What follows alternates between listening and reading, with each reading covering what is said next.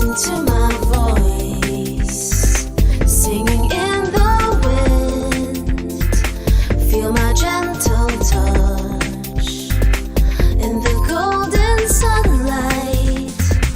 I was born to love. Kiss your tears away, banish all your fears. Fill the world with joy.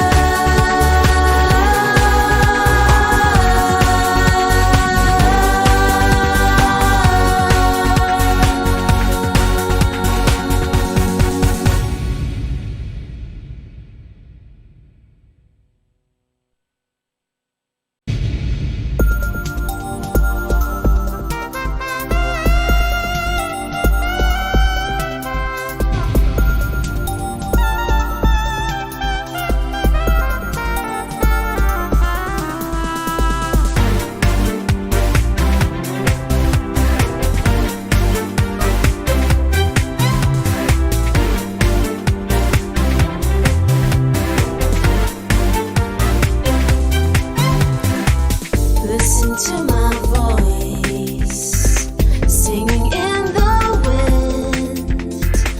Feel my gentle touch in the golden sunlight. I was born to love. Kiss your tears away, banish all your fears. Fill the world with joy.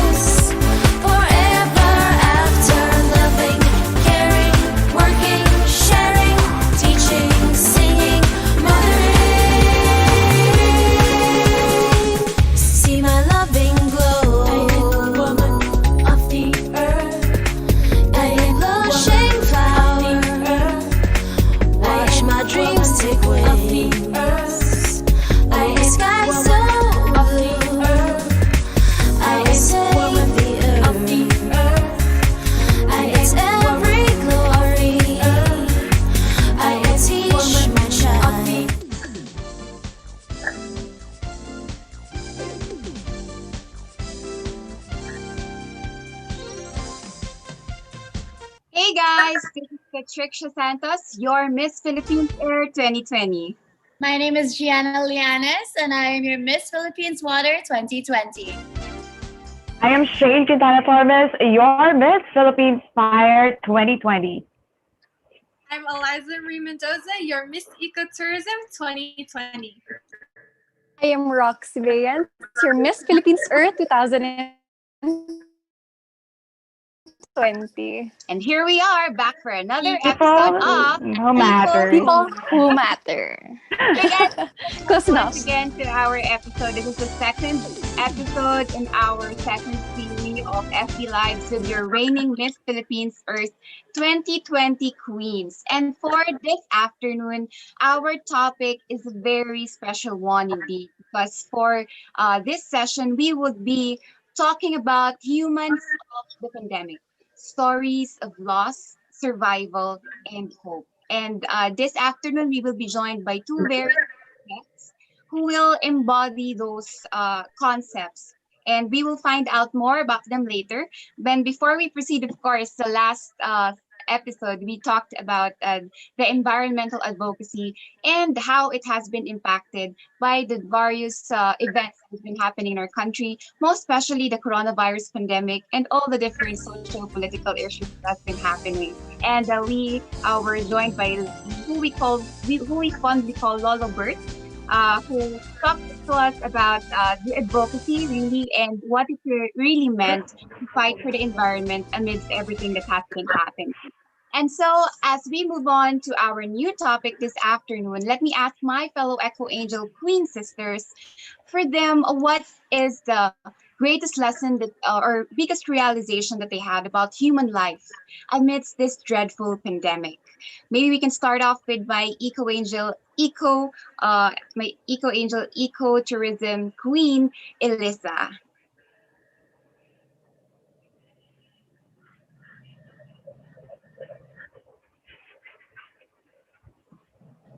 So I think there are some technical problems. That's okay, Alyssa. Let's move forward to Shane. How about you?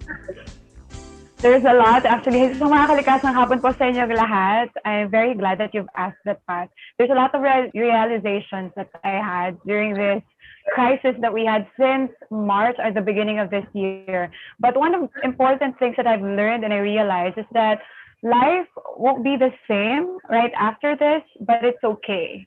Because a lot of people, we tend to be like stressed out thinking na gusto na nating bumalik dun sa normal, but we have to accept that everything will be changed after this. There's a lot of realizations. We develop better approach towards one another and of course, environment. At marami pa tayong magagawa as this crisis prepared us into a learnings na I think yung sinasabi nga na hindi tayo handa. But I think this is also the proper time, and let's take this once in a lifetime opportunity to really develop that good things that we can do right after this crisis. It doesn't mean that the new normal is a bad thing. I've always wanted to stick doon sa idea that gusto ko na lang din dumikit doon sa positivity and so sabi nga nila na silver lining. Because if I'm going to be like stressed out doon sa mga negativity, walang mangyayari. And as long as I'm always waking up in the morning, sabi nga nila, every gising is a blessing. So we should really be thankful enough that we are given opportunity every day to do the right things as much as we can because we don't know kung gigising pa tayo the next day. So for every one of us, you know, everything will be back to the normal or the way it was before, but it's okay. So ayun lang. Thank you very much, Shane. I love that line you said, every gising is a blessing indeed. How about you, Gianna? Well, a very good afternoon to everybody. I actually have my puppy Bean here with me right now too, joining us for this live. And you know, I think the biggest thing that I realized during this pandemic is that our time on this earth is finite. So just like you, Pat, I'm a workaholic. I love to work. And that was my focus before the pandemic. And I haven't seen my parents since March. Na-realize ko na yung mga moments na prioritize ko yung work ko or things that were temporary, over hanging out with my family and friends, I miss it. And I don't have those opportunities anymore. So I'm just taking this as an opportunity to move forward from that and to learn about what's really important in life. I think yun talaga yung natutunan ko. We have to reevaluate what we prioritize. We have to think about our purpose on this earth, as cliche as that sounds, because we're not going to be here forever. That's true. I have to agree with you as a workaholic. It's also one of the things that I realized so far, you know, being stuck at home, that's one of the things we realize. And how about you, Roxy? Yes, as for me, Ate Pats, I learned to live a more minimal or simple life, and I learned the value of, or how important it is to tell the people you love how much you love them habang andito pa sila. I lost two titos in the time of the pandemic, one to COVID and one to cancer. And it's really sad because I let years pass without not even leaving them a message asking them how are they. So sometimes you only realize things when you only value things more when they are gone, and you think of all the time that you missed out on, such as what Ate Jana said, and also to you, Ate Pats, that you are very workaholic. Me naman, I am a dream chaser, and I was too focused on that. And sana now I am home in my city of Baguio. My parents are senior citizens na rin, so I really want to make the most out of the time I have, and hoping na matagal-tagal pa yon. And when we can't go out, use our designer bags, designer clothes, designer shoes, all we have left is good health and family. And sabi nga nila sa Fault in the Stars, that's not nothing, di ba? That's all you, at the end of the day, that's all you have. And sabi nga nila, the key to having it all in life is to believe that you already do. It's all about being grateful. Wow, thank you very much, Rox. At least it was nice to hear from you this thoughts about sharing about losing two family members, and also the value of chasing your dreams. That's also very important. Kahit workaholic ka, importante pa rin na you know what your dream is and you keep sight of what is important. Well, for me naman, I think my greatest realization right now is the value of our relationships. Because sometimes we keep chasing a lot of different things in our lives, and we forget the most important things that truly do matter, like really our relationships with the people that we love, our friends, our family, acquaintances. And so this afternoon, we are going to focus more really on relationships, because for this afternoon, we will be focusing on the human factor. And as I said before, our topic is humans of the pandemic, because sometimes whenever we listen to the news, whenever we listen to the statistics being given to us by the Department of Health on how the war on COVID is going on, we realize that we're looking at numbers, and sometimes it's desensitized in such a way that we forget that there are actual human lives that are either suffering from the virus, recovering from the virus, or unfortunately dying from this virus. And so this afternoon, Miss Philippines Earth, the Queens, wanted to present to you an episode where we hope to give you the human faces behind this pandemic, behind this war that we are fighting.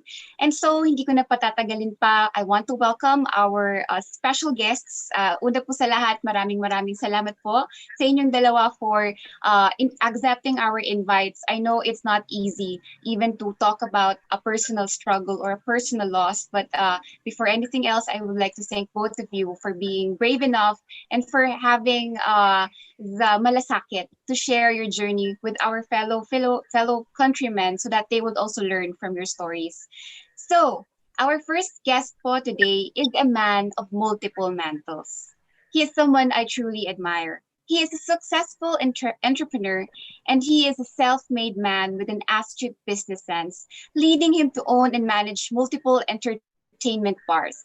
His efforts led to the professionalization of the online marketing industry, and now he is currently the country manager of the pioneering and biggest online marketing company in the Philippines. And this is the Web Marketers Specialist Association of the Philippines, or otherwise known as the WEMSAP. He is also a leading LGBTQIA personality and gay icon. He was, in fact, the first ever Mr. Gay World Philippines, who competed in Mr. Gay World 2009, held in Whistler, Canada, and in fact took home the Best in National Costume, Mr. Popularity, and Best in Formal awards. Now he is the Mr. Gay World National Director for the Philippines, and he is credited for the 2017 and 2019 victories of the Philippines in Mr. Gay World. A true philanthropist, he has also dedicated his life to lend a helping hand to those who are in need. And as a staunch supporter and advocate of HIV/AIDS awareness, stigma reduction, and PLHIV rights, he has made it his personal mission to provide medical assistance to AIDS patients. And when this pandemic happened, which made me admire him all the more, he launched the Sir Will Online Challenge, a series of virtual competitions with big prizes aimed at providing financial assistance to sectors affected by loss of work opportunities. And almost a month ago, he has gained a new title, perhaps quite relevant in these dangerous times. And that is the mantle of a COVID survivor who was able to fight against this deadly virus and survive despite the odds. Truly an inspiring man and a blessing to others. It is my pleasure to welcome Mr. Wilbert Tolentino. Hi, Tito. Po, magandang hapon po sa inyo. Ayun. Magandang hapon. Thank you very much po uli for joining us. And babalikan natin sa Sir Will. We will just introduce our second guest. Our second guest today is a future abogado, now reviewing for the 2021 bar exam. He is with us today as the son of the late Dr. Leandro Resurreccion III, the first pediatric transplant surgeon in the Philippines, who worked at the Philippine General Hospital and was the head of the Pediatric Surgery Division at the Philippine Children's Medical Center, who died last March 31 due to COVID. Let us all welcome his son, Leandro Resurreccion IV. Hi, Leandro. So, Thank you very good much. afternoon to everyone. Thank you very much for accepting again our invitation. And indeed, everybody here is looking forward to hearing more from both of you. So now we will start our chikahan session this afternoon. Muna with Tito Will. Tito Will, kamusta? As I understand, you are just entering the first phase of your recovery. Parang nagpapatuloy pa rin po kayong uminom ng mga gamot and nagpapalakas. And I'm so happy that talagang you allowed us to interview despite that. Yeah, actually, I spent 12 days for medication. And then, right now, naka-recover naman na ako. Parang bumabalik na ako sa lumang Wilbert na kumbaga yung malakas. Kasi during itong COVID na to, COVID hit me very hard talaga. As in, bumagsak talaga yung katawan ko, as in, naging hopeless ako. So, Opo. Anyway po, I think, our Eco Angel Queens, I'm sure, has a lot of questions. And we would be going off to Elisa. Elisa, kamusta? What's up? Hello po. Hi, Ate Pat. Hi, girls. So, my question to you was, to my understanding, I'm pretty sure the COVID, like, it has similar symptoms to like the common cold, pneumonia, like, there's like a range of different symptoms and like the severity. So I wanted to know, like, when did you realize that maybe you were COVID positive? Like, what symptoms did you experience from like the start until the end? yeah, actually, it started on July 24. Nagkaroon ako ng sore eyes. So, every time kasi kapag active kasi ako sa social media. So, what I did is, I posted on my social media na nagkaroon ako ng sore eyes. Tapos, nararamdaman ko yung mainit sa katawan ko. And what I did is, during na nag-post ako na parang magiging zombie na ako kasi namumulay yung eyes ko. So, one of my friends sa FB, nag-comment si Doc, sabi niya, Shoti, PM kita. Tapos, nag-PM siya sa akin, sabi niya sa akin, Shoti, it's a mild symptom ng COVID. Pero rinisatahan niya ako, so effective naman siya, so gumaling siya, kaya lang, doon nag-start yung na-alarma ko na baka ito yun. Nag-isolate na ako kaagad sa sarili ko. Okay, so you didn't experience any more symptoms. It was just like the red eyes. Noong July 24, nag-start siya. So, the following day, noong July 25, nag-start na yung nag-dry yung lalamunan ko. And then, after ng dry ng lalamunan, sunod-sunod yan. Napakadali ang COVID. So guys, sa mga viewers natin, gusto ko i-share sa inyo na dapat need natin i-reach out kasi like me, mabilis ang pacing, mabilis ang pagka-develop yung COVID sa akin kasi I wear a wrong mask. At the same time, nung nasa akin ng virus, parang I feel na parang alone lang ako, wala akong taong ma-reach out kundi sa social media. So what I did nung time na sumasakit yung likod ko, sunod-sunod yan. So nag-back pain, chest pain, tapos dry yung lalamunan. So uminom ng water, nag-water therapy ako, hindi pa rin siya talagang nakuha sa water. Tapos may nagturo sa akin na magsuob ako. So ginawa ko yung suob. So hindi siya na-improve. Tapos may nag-refer sa akin ng July 26, sabi, mag-swab test ka kaagad. So what I did is nagpa-rapid ako at the same time nagpa-swab ako same day. So sa mga viewers natin, gusto ko rin i-share sa lahat na yung rapid test hindi siya accurate. Hindi siya 100% na accurate siya kasi negative ako sa rapid test, pero sa swab test I have to wait for 2 days kasi. So nag-positive siya. Pero since nung nagpa-test ako that day na nung July 25, ang nangyari sa akin is yung karamdaman ko sunod-sunod eh. So after that, nagkaroon na ako ng plema. Nagkaroon na rin ako ng ubo. Sunod-sunod siya. So yung plema niya is white. Tapos nagkaroon ako ng LBM. Tapos yung LBM guys, kapag sa mga viewers, kung nakakaramdam kayo, color green siya. Kasi after ko nag-reach out sa social media, maraming nag-PM sa akin. So maraming na rin nag-a-ask sa akin. So pag same thing, lahat during everyday na development sa akin, pinipicturean ko. Tsaka parang kumbaga, para alam ko kung ano yung magiging outcome ba, kung COVID nga to o hindi. So every time pag sinend ko yung, sabihin natin yung shit or yung poops sa kanila na same, ayun na yun. May COVID talaga sila.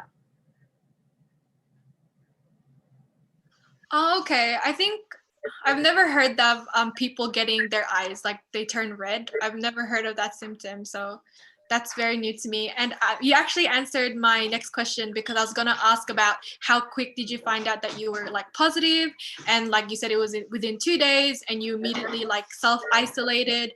So another question was though, like, was there any family involved? Like, did they have to go through any precautions? Was there anyone involved after you found out that you were positive? Yeah, actually sa bahay ko, no, so sa bahay ko is we have 10 people. So sila ay mga mga more than 2 decades na kasama ko sila sa work. So housemate ko sila and I have one son with me. So 10 members kami lahat dito sa bahay. We treat each other as a family. So ako personally, nung nalaman ko, in-isolate ko na sarili ko, lumayo na ako sa bata. And then, sinabi ko rin sa mga housemate ko na lahat kayo mag-wear kayo ng mask.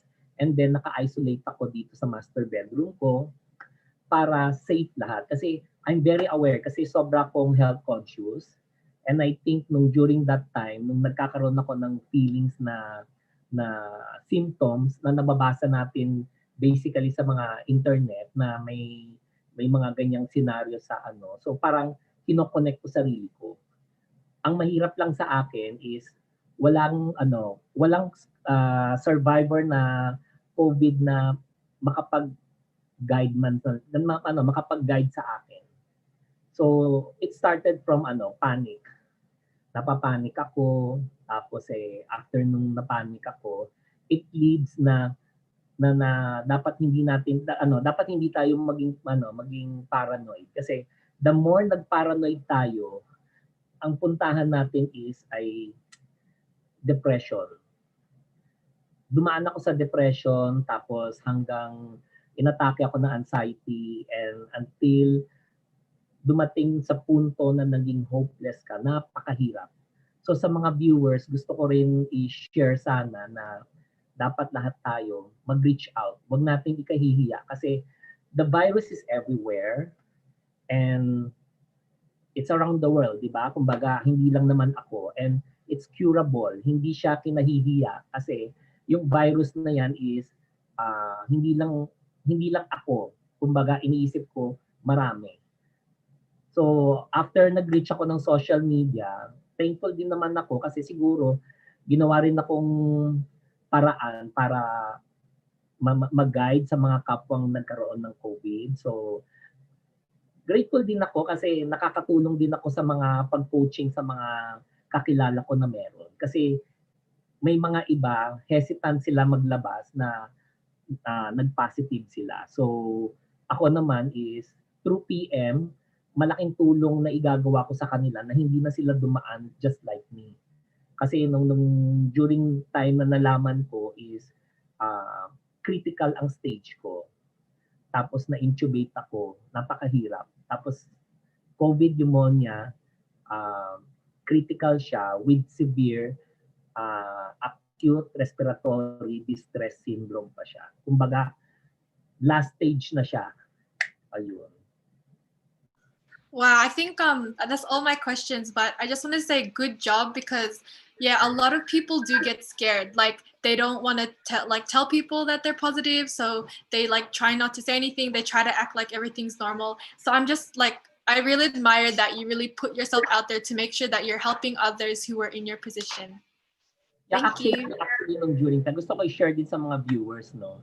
Nung during time, one of my biggest realization with this incident is to have a relationship with God. Kasi wala ka ng kakampi. Kasi nung during nakipag-battle ako, nung during nakipagsapalaran ako sa loob ng St. Luke's, kumbaga, wala akong bantay, walang taong nag-guide sa'yo.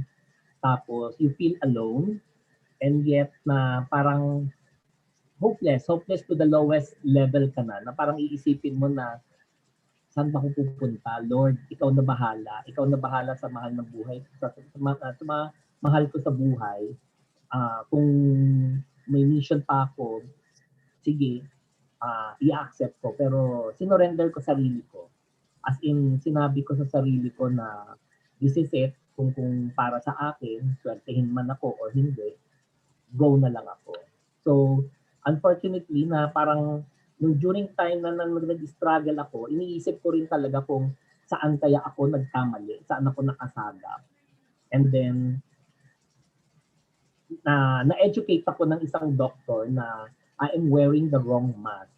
Actually, ito yung mask na natuot ko. So sa mga viewers, gusto ko rin sana i-share, huwag po kayo madadala sa mga online na mayroong mga filter, na may ventilation, may fan. Hindi siya nakakatulong sa breathing. Actually, siya po yung naghihigop ng virus papunta sa katawan natin. So kapag puyat ka or kulang sa immune system mo, kakainin talaga ka ng kakainin ni virus yung antibodies natin, natalo. So nag-develop yung virus, madali. Ayun po. Yes. Hi, Sir Wilbert. Hello po. Thank you for taking the time. This is my question too for you. Has your mindset or perception in life changed after experiencing what you went through? What do you think changed? Yeah, actually, I'm a person na very health conscious ako, no? So yung mindset ko right now, may konting changes lang kasi konting changes ko is as a health conscious person ako. So kailangan ko lang maging double effort pa. Hindi lang yung dapat ready ka lagi ready ka lagi sa gera. Kumbaga dapat may sandata ka. Like ako as a person, hindi wala sa itsura ko na meron akong health card, meron akong PhilHealth. So gusto ko rin i-advise sa mga viewers natin na dapat magkaroon kayo ng PhilHealth at saka health card ninyo kasi hindi biro yung bills ko at saka bills ko. Kumbaga magugulantang ka. Kumbaga ang mindset ko dapat ready tayo sa lahat ng subok, For example, today, malakas ako.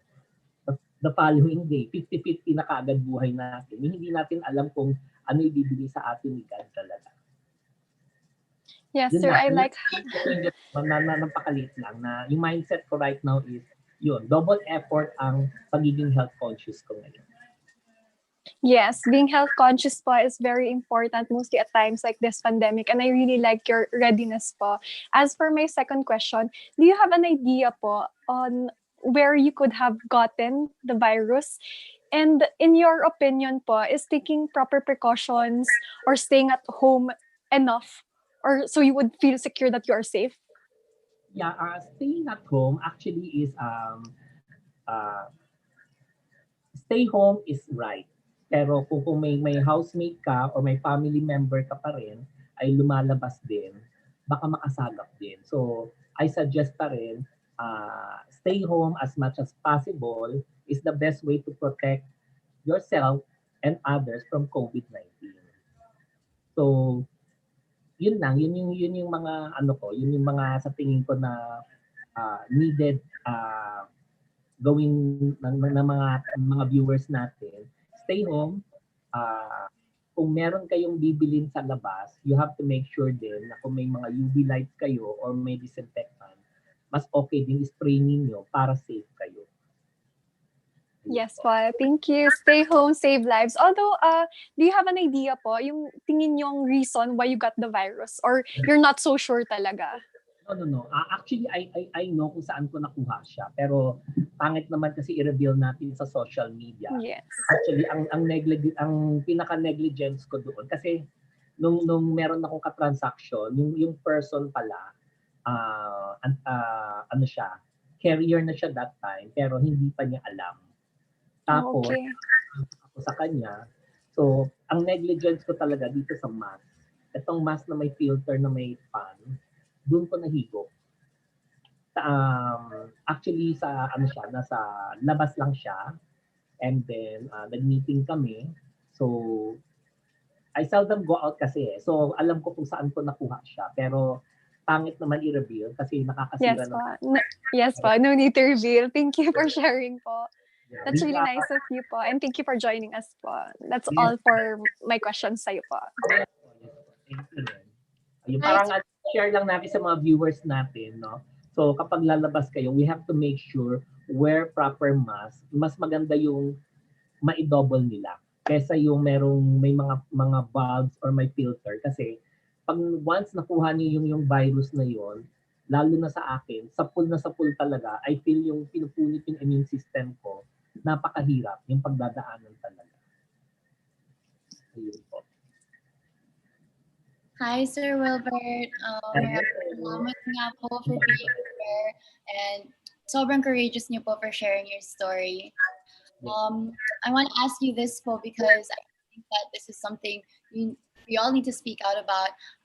Ano po yung stigma na gusto niyo i-remove from patients who test COVID positive?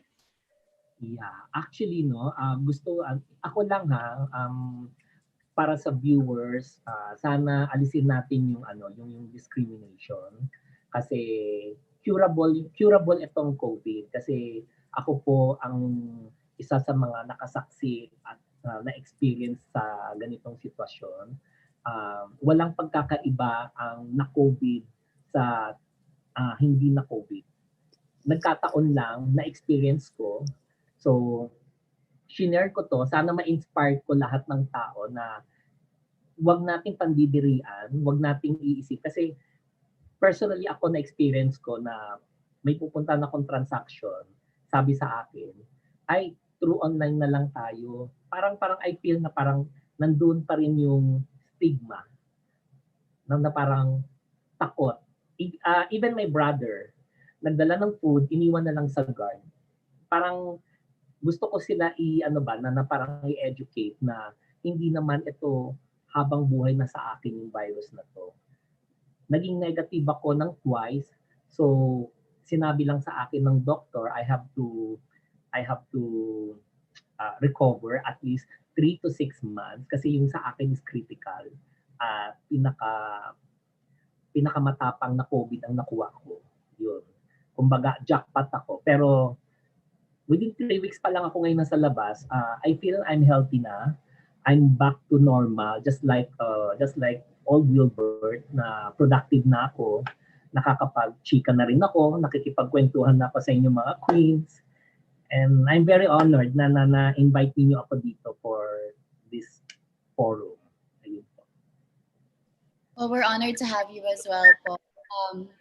I think that my fellow queens and I can say that this is a very emotional episode for us to talk about, but it needs to be discussed. So, isa po sa mga sinabi nyo that I'm still thinking about right now is when you were praying and saying, if it's my time, it's my time. You know, you need to have that relationship with the Lord. So during the most difficult days po, as a COVID-19 patient, what kept you positive and motivated? Yeah, actually, during my struggle time, no, nung naka-intubate ako, nag-reach out ako sa Facebook, nag-post ako, sabi ko, guys, I badly need prayers. Kasi wala akong kakampi talaga eh. Parang inisip ko talaga nung that time nakikipagsapalaran ako sa episode ng live ko. Kumbaga, ako lang mag-isa. As in, wala akong taong masabihan.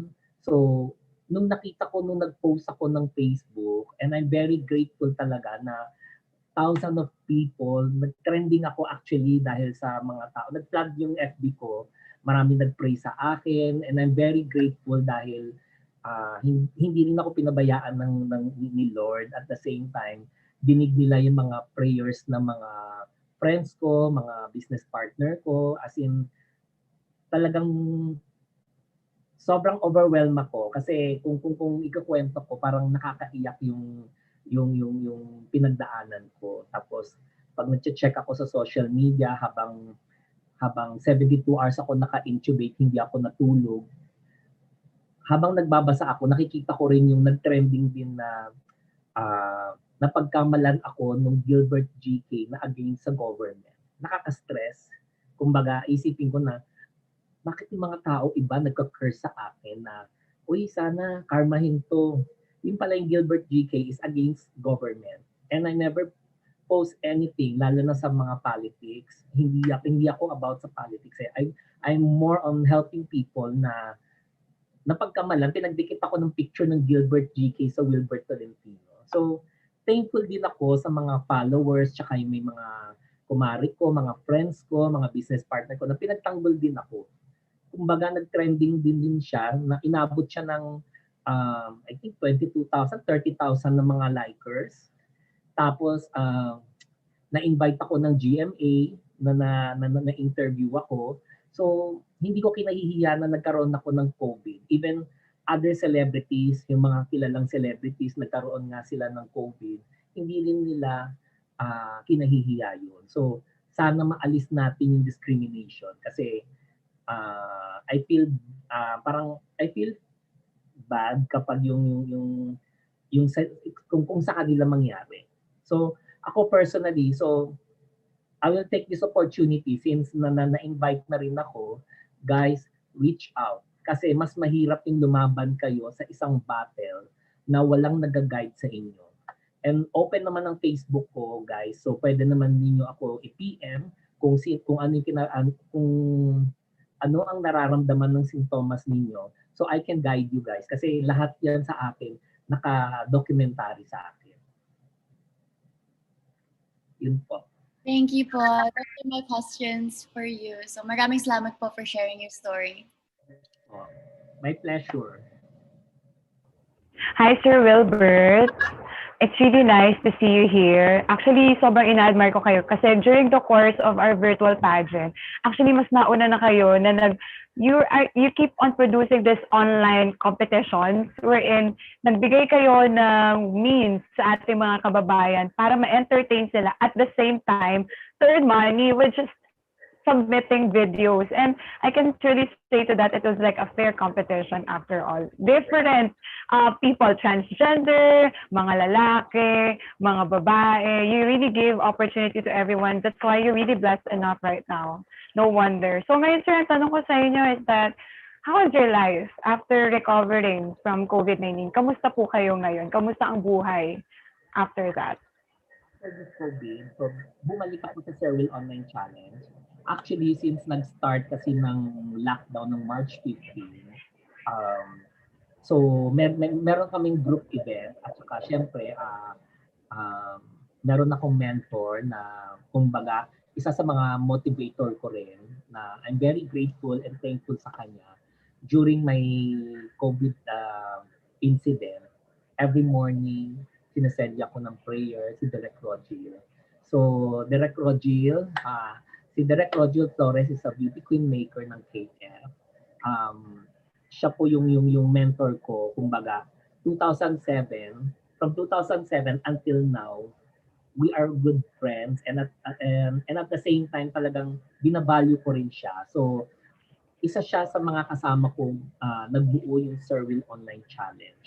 And sabi ko kay Direk, mag-come up kami na sa iba't ibang community, tulungan natin yung mga tao. Kasi I feel bad kasi every day, may nababasa ko sa FB na may inaatake ng anxiety, depression, rest in peace, or may mga nasa hospital. So sabi ko, Direk, what if gumawa tayo ng event sa online, at least, you know, in our own little way, makatulong tayo sa iba't ibang community. So sabi ni Direk, sige, go. So nagbuo kami.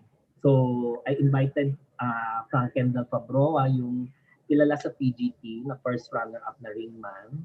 I invited Ryan Soto. So Ryan Soto is one of my good friends. More than 2 decades kami magkakasama. And then I invited Direk Rogil, JJ Palaw. Tapos, syempre, we need host. Syempre, kailangan meron kaming para kompleto pa rin ang event. So, I invited my kumares, si Tintin Caballero. And then, syempre, yung hobby niya, package na yon. Kasama na videographer, editing, sa kanya na lahat. So, nagbuo kami ng isang team. And then, we come up na kapag may mga judges na needed, so kumukuha kami na yung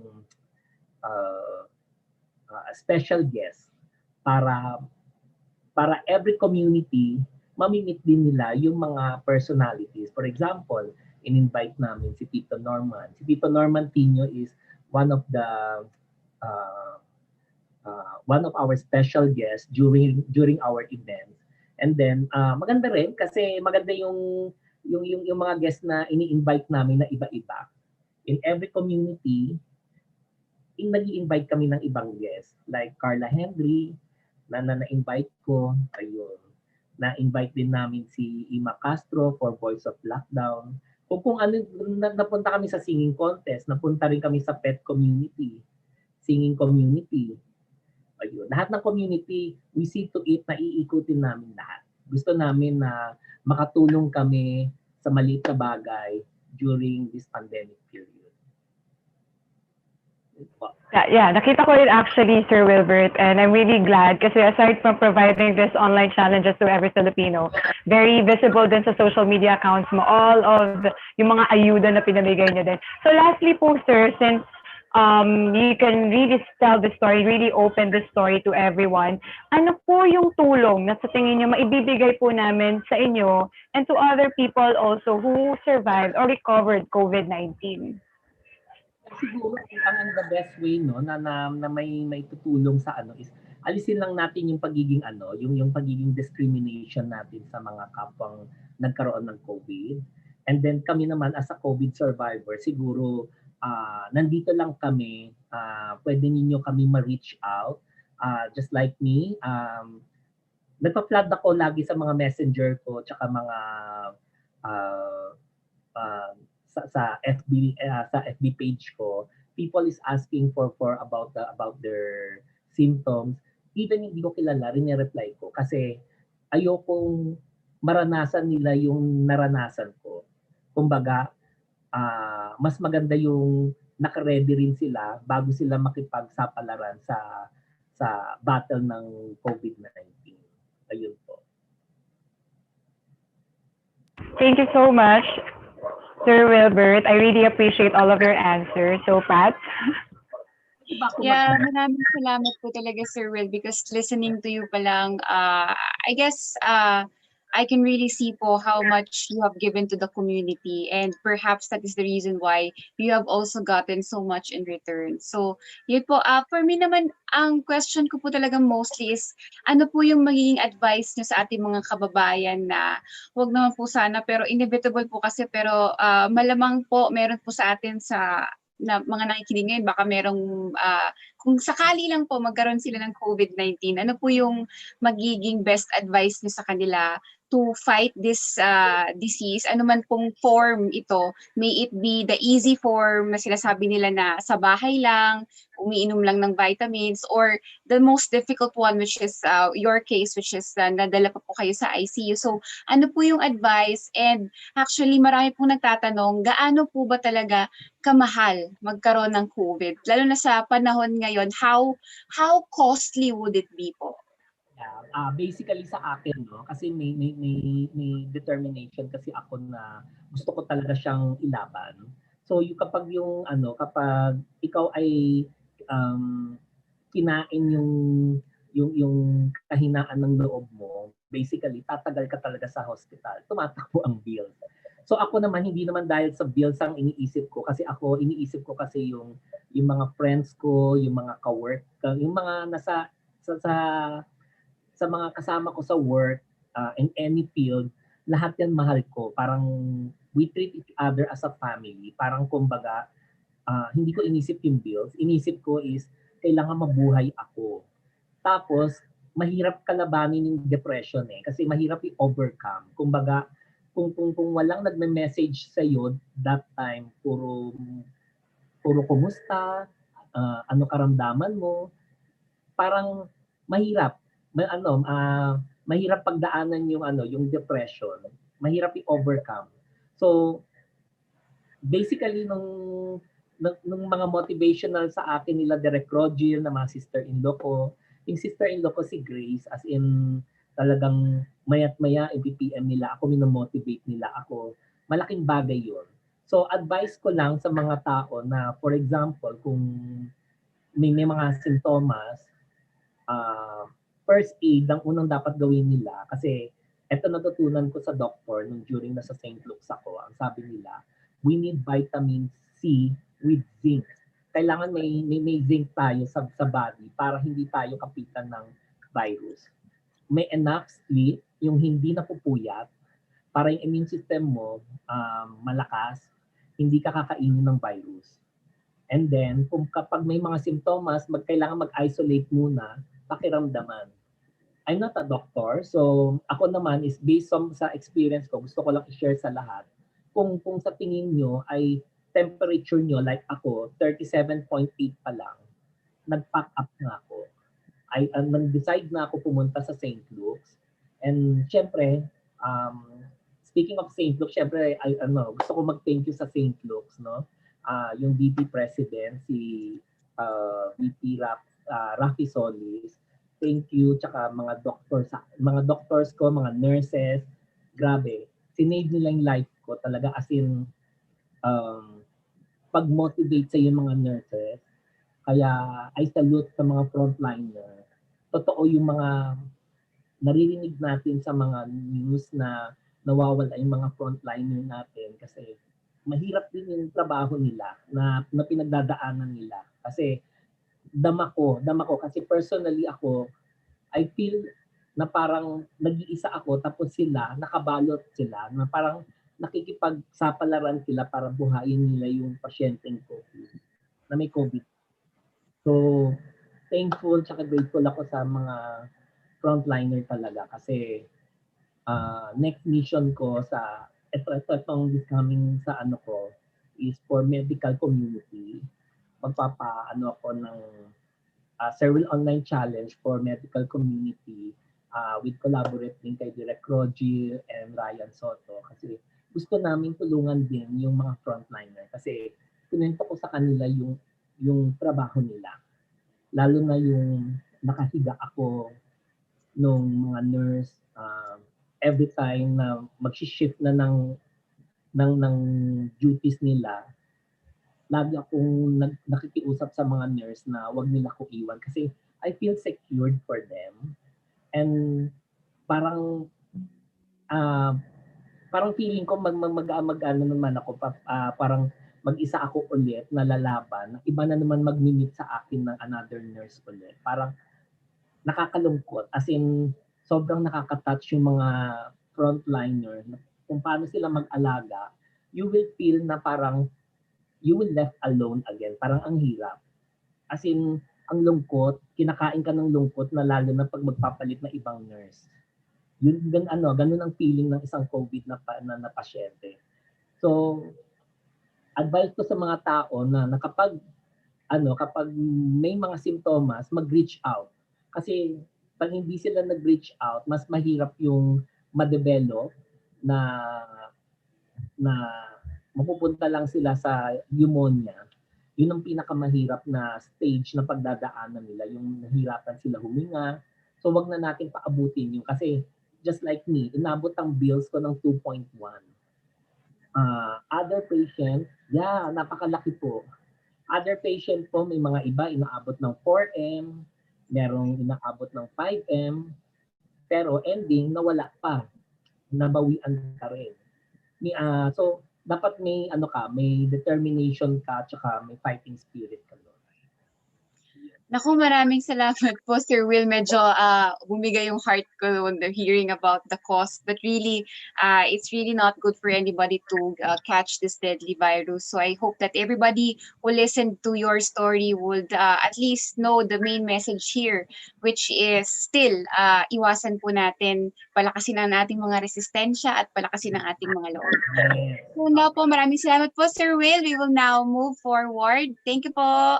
And now we will move forward to our second guest. Pinakilala ko na siya kanina.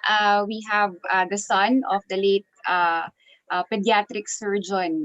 And I have to say that from everything that I've read, kasi he was also featured in Rappler and some news websites. And I have to say that ang impression ko talaga that he was an extraordinary man who Leandro, before anything else, can you let us know more about your dad? Like, what kind of man was he, and how did he view this pandemic vis-a-vis his duty as a frontliner? Because, alam niyo po, mahilig ako sa mga medical drama, at alam ko po, a pediatric surgeon is not a simple surgeon. It's really a specialized profession wherein talagang iba po yung years of experience na kailangan to become one. So, Leandro?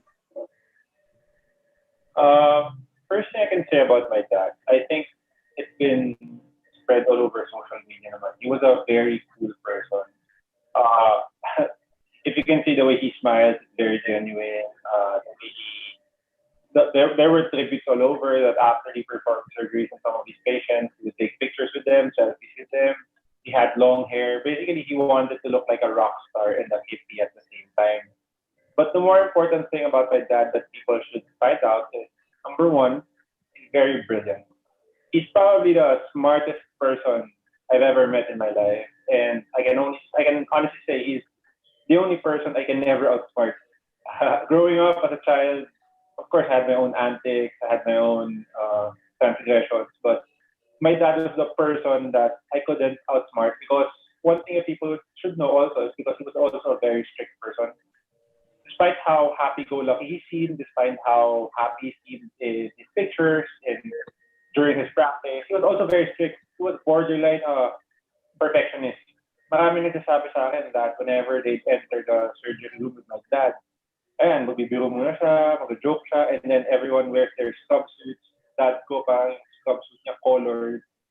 Pero pagdating ng surgery time, ayan, very strict lang yan. And then, no imperfections. I think those two combinations made him an excellent pediatric surgeon because number one, he was very happy-go-lucky, so he had this natural attraction towards children, and at the same time, he loved children. At the same time, as a pediatric surgeon, the fact that he was very strict and a perfectionist, it also helped in his profession because he did not perceive it, I believe, as a mere profession. He perceived it as a part of his craft. So I think the only way to describe it was, for him, surgery was a challenge, but at the same time, it was also a work of art. A work of art that he was very, very passionate about. Wow, talagang na-confirm naman ang aking suspicion that he is a very brilliant man because I cannot imagine Yeah. how do you become a pediatric surgeon? You know, it's a very delicate profession. And one of the things that we also would like to hear about is your father's story, meaning from the time he was tested positive to his confinement up to his final moments. Can you at least share that with us? Um, ano kasi yan eh, when the COVID news broke out around December, my family and I were in Japan until January.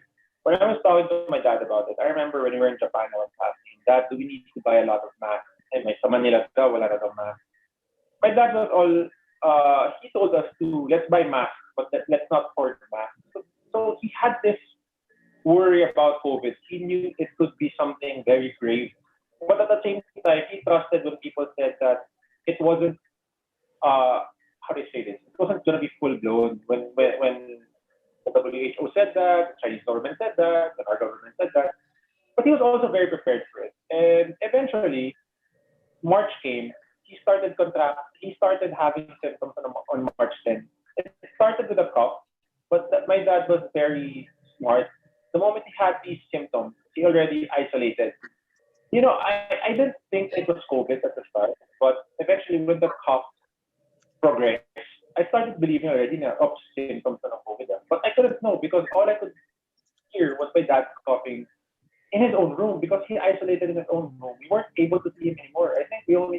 I personally, I only saw him once during that entire ordeal up until I brought him to the hospital. So he basically isolated from March 10 until the 21st when he brought him to the hospital. And the funny thing was, and I think this is a true testament to his character, the only time I saw him from that point when he got symptoms until the 21st was when I had a friend who actually, my girlfriend needed a favor at that time. I think one of her relatives was trying to be admitted. My dad at that point was already coughing very hard, but he still went out of his way, went out of his room, and helped my girlfriend contact some hospitals in order that their family friend may be admitted. He was a very helpful person. And eventually on the 21st, he called me.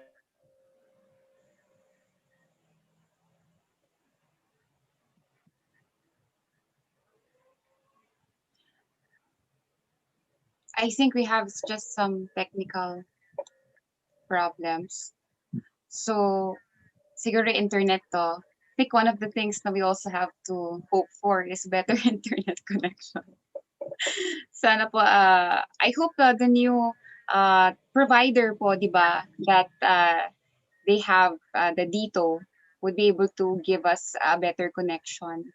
Because right now, the connection that we have is a little ano. Pero fun fact, the reason pala why the connection is faulty, yung connection natin, is because it's being bounced to Hong Kong.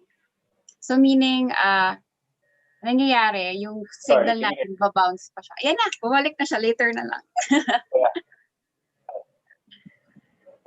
Right. So what's the last thing I said? Sorry.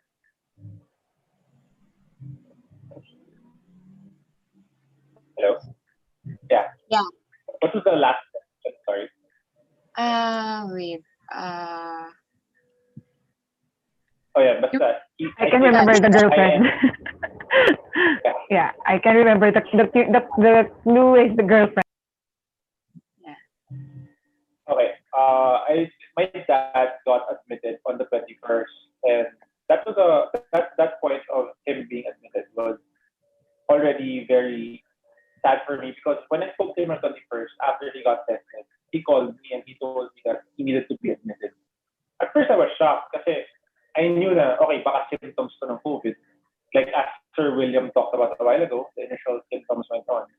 But I was also thinking in my head na parang my dad naman, he's a very strong guy. So I'm sure that he would survive if this were COVID. But then when I heard his voice, when he was telling me that he has to be admitted, my heart broke already. Because, well, his voice was different then. It was already breaking. It was very weak. he told me that he had pneumonia. And yeah, when he said he had pneumonia, my brother and I, we were the ones who brought him to the hospital at night. Now, the thing about COVID was, when I asked him that why he needs to be admitted, he told me it's all precaution right now. Parang he needs to be admitted for precaution and that people will just watch over him more. Ganyan.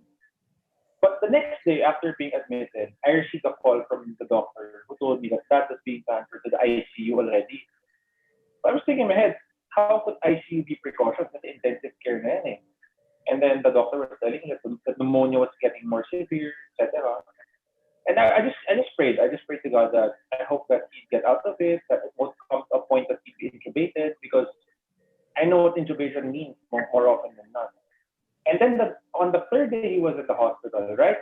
The day after he went to the ICU, ayan na, I get the call that my dad was intubated earlier today. So ako nagulat. Sabi ko, how is this precautionary if it's intubated? Because I know more often than not, if you were to be intubated, at that time, in early March, nung onset ng COVID, medyo waiting game na yan eh. So parang sabi ko, delicado, dad intubated already. So he got intubated on the 23rd. And eventually it was a roller coaster ride for my family, because there were good days, there were bad days. There were days that they would tell me that dad would be undergoing dialysis and I'd have to go to PGH to give my consent because he was sedated. And then the next day they tell me that we need a miracle in 24 hours or else to be gone in 72 hours. And then they suddenly tell you that you get that miracle, that his lungs responded. Eventually, towards the end, like, I remember I couldn't sleep like towards the end, because they were telling me that he was just simply deteriorating.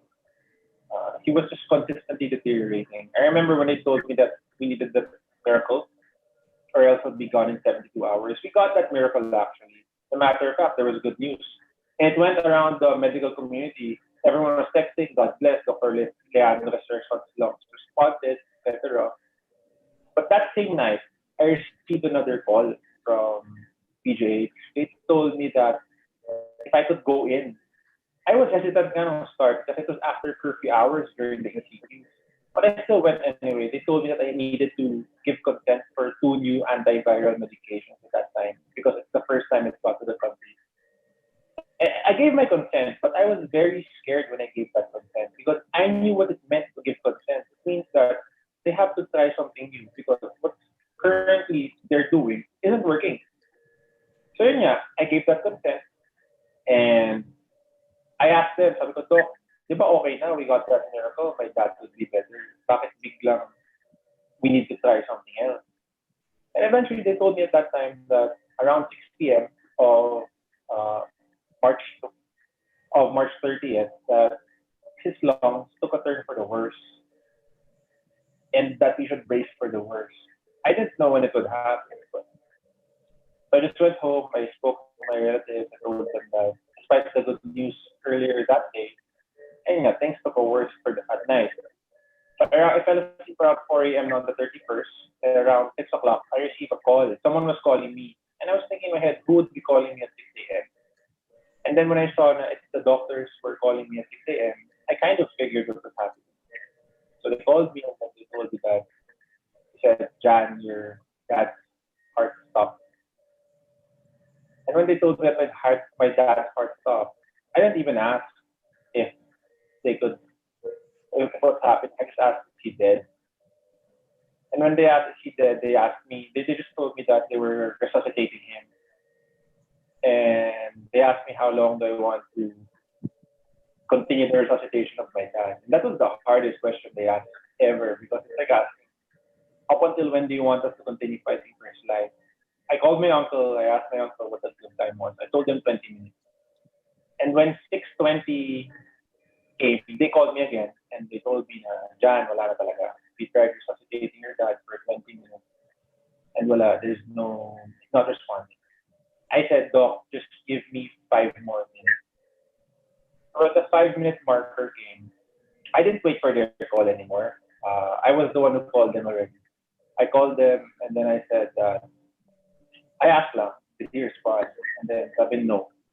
I made the choice. I told them, now let's make him rest.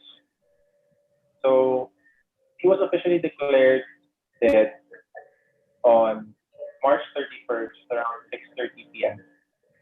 Uh, so basically, his whole ordeal it started March 10th when he first had symptoms. He was hospitalized. 11 days later, the 21st, and 10 days later, he passed away. So basically, that was my dad. Basically, if I could characterize it, I would say that the entire ordeal of having a relative go through COVID and eventually pass away of COVID, it's like a roller coaster ride. But there are good days and there are bad days. And towards the end, it's like good hours and bad hours. Wow.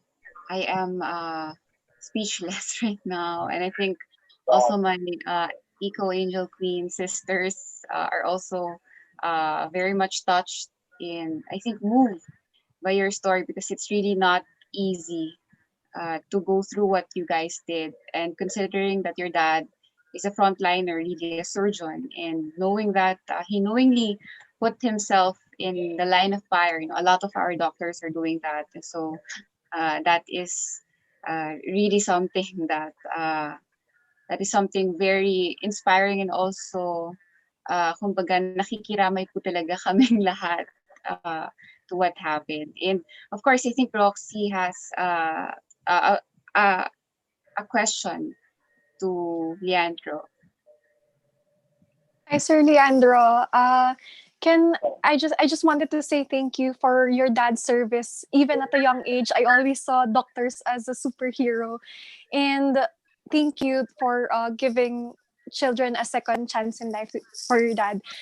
This is my question. It's related to service. Since I am very grateful for all the frontliners who accommodated my tito even until his last breath and other sacrifices that they give. So since your dad is also a frontliner, I wanted to ask, what is your message to all the frontliners who fought for your dad's life alongside you and your family?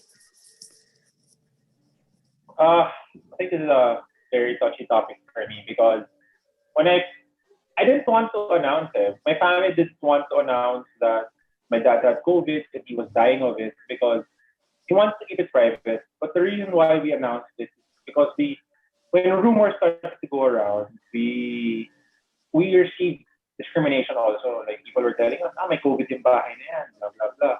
Kasi this was the start when only 100 people had COVID in the country. So we had all that discrimination. And when my post about my dad went viral, there was this one nurse who messaged me. That one nurse messaged me and told me that, sir, I was there when your dad passed away. He passed away silently. Sinabi sa akin yun. So, out of all the messages I received thousands of messages. I think one of the ones that tumatak talaga sa akin was that. So, if I have a message to frontliner, first, to all the frontliners who attended my dad, the nurses, the doctors of PGH, even not in PGH, and anyone who cared for my dad, my family and I are eternally grateful because we couldn't be there. At the start, wala pa yan, yung mga video call, wala pa ganyan. So the only family he had that could care for him was the frontliners. And kung ngayon, hindi kami makademand na gawin nyo to, please do this, please do that, because all we had was to trust the frontliners. And I know for a fact that grabe sila eh. And I believe that at this point in time, more than ever, humanity should be ever grateful to them. Kasi iba ang hinaharap nila for us. Like, with all due respect, we're here, we're discussing what happened, but there are people like my father, like Sir Wilbur, who went through this ordeal, and they were able to make it because of the frontliners. There were people who weren't. And what's worse, I'd like to take this opportunity to say that my first cousin is also a frontliner. She's a nurse from Chicago. She's basically my dad's niece. She also passed away. I can't imagine what my aunt is feeling right now. In a span of 2 weeks, she lost her brother and my dad. And then she lost her daughter and my cousin, both frontliners. So I think these guys if I had one message to them, I just want to say thank you from the bottom of my heart. I've never been thankful to anyone than to them. Kasi wala, iba yung alay nila eh. We're facing a war, and basically, they're there in the front line, bro. I just want to say thank you to all the front line. Yes, thank you to our frontliners, definitely our modern day heroes. And thank you, Sir Leandro, for taking the time. We appreciate this so much, and it's nice to meet you po. That's all for my questions. And I would love to ask questions as well. Hi, Sir Leandro. I hope you're doing well. And, we really appreciate you being so open and taking that courage to share the story of your father. It's very important because I know that there's a lot of people right now who also can relate to your story. So my question is that, ano na lang yung advice mo that you could give to people also who lost their loved ones during this COVID pandemic? And how how can they cope up with the loss, with that loss? I don't think I have the authority to speak on behalf of everyone who lost someone during COVID. Kasi, one, in our entire lifetime, even our grandparents, this is the first time we faced a pandemic. And this is the first time that people have been dying of a pandemic. So I can't say my experience is the same to them. But being one of the first families who lost a loved one during this pandemic, the only real thing I can say to them is that they're not alone. First, they have people like us. When my father passed away, the daughter of Dr. Gauchito, Giselo, she messaged me. Her dad passed away a few days before my dad, and he's a doctor also. And I think that's one of the things that gave me strength, like to push on, my family to push on. It's the realization, sadly, but it's the fact that we're not alone. And right now, it's a very peculiar situation. They passed away. I'm sure that they went through the same thing as us. They didn't see their relatives. You just see a body bag that has to be cremated. And only one person can see the body bag, actually, not the entire family. And he can't even open it. So it's a very peculiar situation. But the most important thing to do right now is to play their role. If a relative passed away, that certain relative, whether it be a father, a sister, a mother, a son, a daughter, a grandfather, everyone should play their role. Kasi it just doesn't affect the immediate relatives, not just the direct, even the cousins, the nieces, that can affect it. So we should all play our role in our families, in our society, be a better citizen, try to flatten their things in their own way, and most importantly, despite everything, is to help. It's continue helping each other. I think I tried so many things. I tried so many things to cope with my dad's loss. Say you don't feel it immediately. The first thing is like they're in the hospital and then they just come back at Earth. Parang nagbakasyon lang. And it's probably because there's nothing normal right now. Like I lost my dad in a time when I couldn't even go out of the house. I lost my dad at a time that I wasn't even allowed. There was a curfew. Alam mo yun, everything was not normal. So it starts to hurt when things become normal na. For example, when things become GCQ. I remember when the first electric bill came to the house. In my head, I was like, what do I do with this? Oh, I'll ask Dad. And then I realized, oh, that's God. Alam mo yun, parang we start to feel these things when there's a hint of normalcy. So everyone just has to know they're not alone and to play their role. I really appreciate you saying yung word na help. Kasi nandun ka sa situation where you need also that. But considering that selflessness inside you, that you would wanted also to be of help to others, yan yung tatak ng Pinoy eh. This is the best time wherein we should strengthen the Filipino value of bayanihan. So thank you so much for answering my questions, and I hope that your family and you are doing well in the next few days. Thank you, Leandra. I'd like to ask a question as well. Hi, Leandro. I actually read the article on Rappler when your father first passed away, and until now I get emotional thinking about it. So this is my question to you. What would you like to say to those who are ignorant of taking proper precautions in flattening the curve? At the start when my father passed away, I was shouting, stay at home. I was championing to stay at home. But the fact remains that, we my dad's benefit. I mean, you have to go out, but at the same time, mahiya na lang. Wag na yung lalabas na very reckless. Just take those small measures. Kasi if we look out right now, even rush hour, traffic na eh. Hindi na siya, sometimes it feels as if wala ng pandemic. The only thing that is constant right now is the fear. Na, okay, there's still work. Okay, we have to do stuff. We have to get along with our lives. Pero there's still this fear that COVID is still there. So, alam mo yun, hiya na lang siguro to each and everyone that there are people like my father, like my cousin, relatives like Miss Roxanne's uncle who passed away. Parang kailangan hiya na lang for the people to make an extra effort. It's really an extra effort na to abide by the rules. I know naman that the rules laid out are not perfect, but they're the rules we have right now. They're all we have. I don't think it's such a bad thing to wear a mask. Kasi, alam mo yun, if your reason is makikita na maganda itsura mo na may mask ka, I assure you would look even worse if you take out your mask in public. Kahit gaano pa kaganda itsura mo, you would look worse if you're reckless and not wearing a mask in public. People should realize that there are people who aren't just frontliners who are getting sick. For example, Sir Wilbert, I think is a very healthy individual, very active. He even showed us his mask. But he got it. So, hiya and natakot na this could happen to you. This could happen to everyone around you. And, ano mo yun, there's really, it doesn't take so much effort to add in all precautions. It's not such a big deal to wear a face shield. If you think it's inconvenient, imagine mo kung gaano ka-inconvenient ma-intubate. If you think it's inconvenient na bibili ka na maraming face mask, mas magastos sa ospital sa COVID. So, awareness na lang, look long term, na if this happens to you, to your family, to everyone around you, you'll just wish you wore that mask.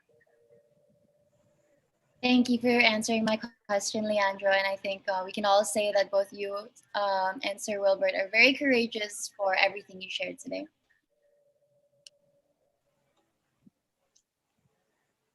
Thank you very much.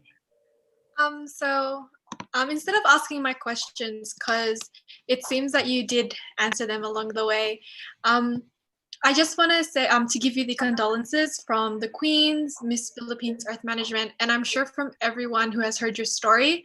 And I think I'd just like to say like a very big thank you for your bravery to like share your experiences and the perspective that you had of COVID, because it really just addressed like not just the unfortunate parts of like having a loss, but including the, I guess, the discrimination that a lot of people experience. And it just shows that we should all be really compassionate and considerate towards everyone during this time. So thank you so much for speaking out. Yes.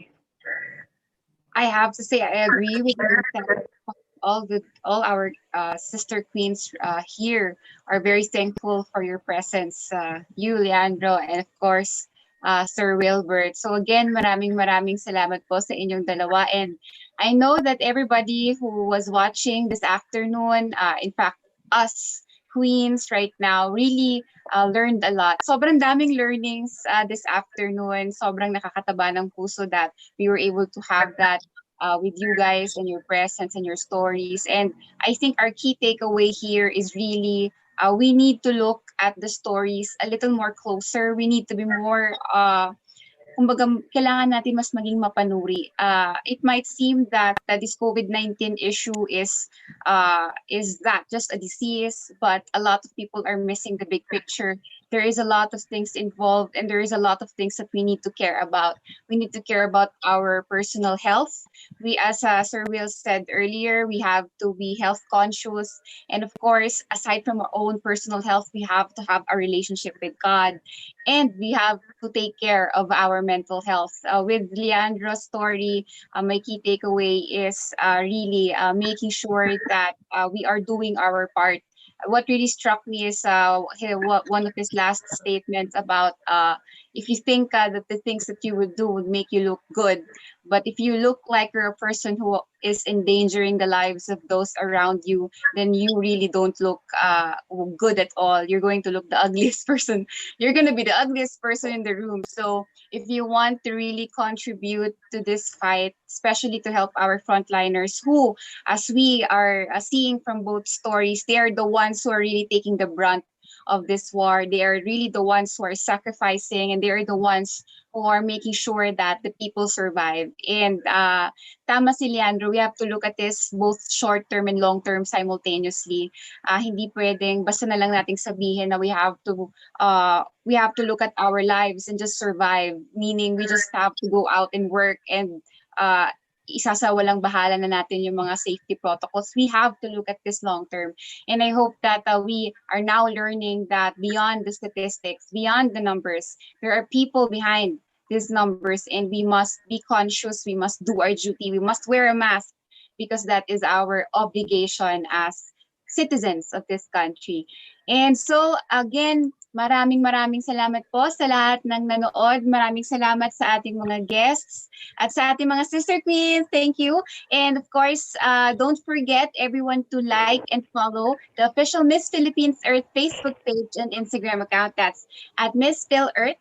That's the same in both accounts. And hindi ko siguro ipa-plug ng ating social media accounts because medyo nag-overtime tayo. I guess that's what happens when we are really enjoying and learning so much. So, again, maraming salamat po.